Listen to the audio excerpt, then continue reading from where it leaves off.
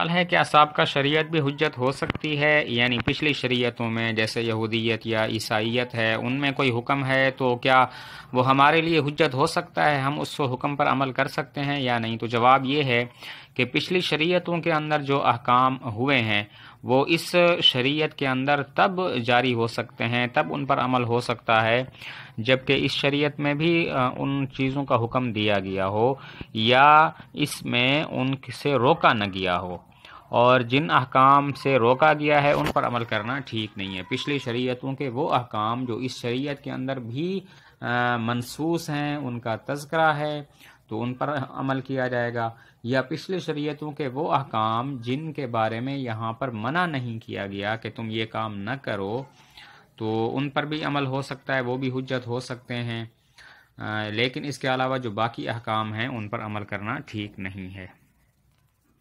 سوال ہے ننگے سر نماز ادا کرنا کیسا ہے؟ تو جواب یہ ہے کہ ایک ہے جائز ہونا اور دوسرا ہے نماز کا ادب۔ تو جہاں تک جائز ہونے کا سوال ہے تو جائز تو ہو جاتی ہے، نماز ہو جاتی ہے، کیونکہ نماز کے جائز ہونے کے لیے سطر کا ڈھانپنا جو ہے وہ ضروری ہے، یعنی انسان کے ناف سے لے کر گھٹنوں تک کا جو حصہ ہے وہ ڈھکا ہوا ہو کپڑوں سے، اور باقی حصہ اگر ننگا بھی ہو تو نماز کا جہاں تک جائز ہونے کا تعلق ہے نماز تو ہو جاتی ہے، تو سر ننگا ہو تو نماز ہو جاتی ہے، لیکن جہاں تک ادب کا تعلق ہے تو نماز کے آداب میں سے ہے کہ ننگے سر انسان نماز نہ پڑھے، ٹوپی یا پگڑی سر پہ ہونی چاہیے۔ سوال ہے کیا جوتا پہنے پہنے نماز ادا کی جا سکتی ہے؟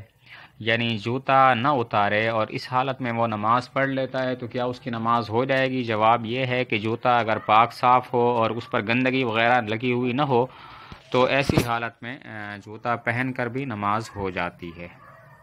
سوال ہے وراثت میں بیوی، بیٹا اور بیٹی کا حصہ۔ شعیب محمد اوکاڑا سے پوچھتے ہیں ایک شخص کے وارثوں میں بیوی، بیٹا اور بیٹی موجود ہوں تو ان کو وراثت میں سے کتنا حصہ ملے گا؟ یعنی ایک شخص فوت ہو گیا، اس نے اپنے پیچھے ایک بیوی، ایک بیٹا اور ایک بیٹی چھوڑے ہیں، تو اب وراثت کیسے تقسیم ہوگی؟ تو جواب یہ ہے وراثت اس طرح تقسیم ہوگی کہ بیوی کو 8واں حصہ ملے گا، بیٹے کو ڈبل اور بیٹی کو سنگل حصہ ملے گا، تو اس طرح کل 24 حصے بنائے جائیں گے۔